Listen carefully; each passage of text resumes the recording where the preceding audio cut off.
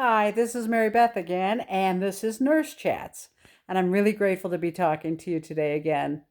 Listen, have you been thinking about safety? I just wonder if everybody really, really takes that seriously. Now we're talking about the coronavirus and we're all being quarantined, and that's important too. But I also think that it's important to remain safe. People every single day fall. The statistics are out the window. So, what we know is that loose carpets, loose pieces of carpets, objects on the floor, um, wet or slippery surfaces, such as the shower, are important things to watch out for when we're talking about safety. Falls account for, I don't know how many deaths a year, but a lot. And here we are all at home, right? And we're all thinking that we're safe, but there's other things that we're going to encounter, okay? It's important to be aware of safety. Safety with handling hot pans, safety with regards to hot water. There's a lot of things that can hurt us in our own home, believe it or not. And let's be safe, okay? What we have to do is be aware that 99% of the accidents that happen when people are familiar. Like it's not a big deal. You don't think much about it. When you're being really careful, when it's icy out, or the situation is a little dangerous, you're a little more careful. But in our own home, not so much. So I want you to be very safe at home, okay? There's a lot of things I encountered when I was a home nurse, and I would tell people, listen, you need to move this. Occupational therapists, if you ever had to have one come into your home for any reason, they're going to go through your home and tell you what needs to be changed and altered. And most people aren't real happy with that, but that's the truth. I mean, you have to kind of let's be proactive. You have to take initiative, okay? About our health, about our safety, about um, life in general. Be proactive. Don't be reactive. Right now, the COVID virus has made us think more about safety and infectious disease. That's a whole nother subject. I could go on and on about infectious disease, mostly because I've been a nurse for a long, long time and I've seen all kinds of different infectious disease over the years. But right now, we're talking about safety. So take a look around your environment right now. Is it safe? Have you tripped over that thing how many times and you haven't moved it yet? Or have you bumped into that thing so many times and you still haven't changed it for whatever reason? Even if your situation is that it's just very hard to move things in that small environment, you still have to make a modification, okay?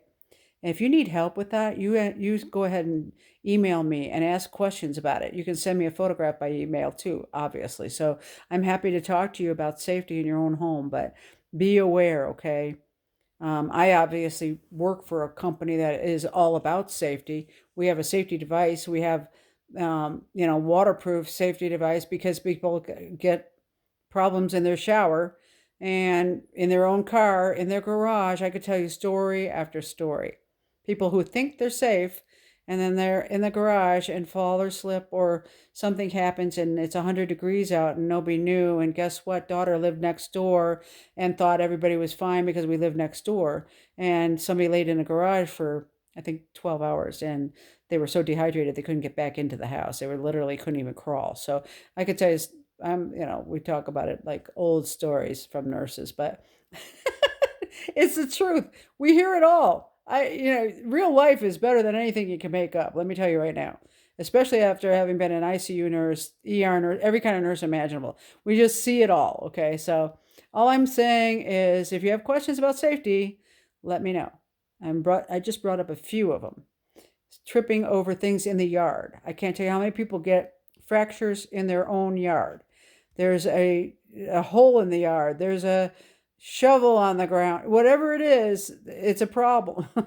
I personally was sitting in a porch swing once at a house and I had little kids on the swing with me and we were just rocking back and forth. And guess what? It fell out of the beam and right onto my leg. My leg was underneath the swing at the moment. And here, um, it twisted my leg so badly. And I still, to this day, have problems from that one injury. Those old injuries show up later. Let me just tell you that. And Sure enough, it said that I had a severe sprain at one time in my ankle when they recently did an MRI of my ankle. And I'm like, you mean, are you talking about that thing that happened 40 years ago? I mean, seriously, it altered that tissue in there.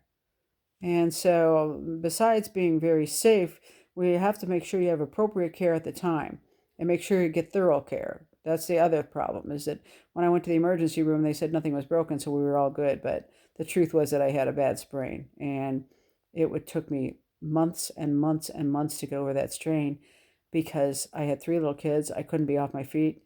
I was a nurse, that thing took forever to heal. And now I found out that it actually permanently damaged the tissue. So years later, right? And so if you have questions, email me at mvanhorn24@hotmail.com. I'd be happy to answer your questions. I'd be happy to take any subjects that you want to listen to on Nurse Chats. So give me some suggestions, okay? Looking forward to talking to you next time. Bye now.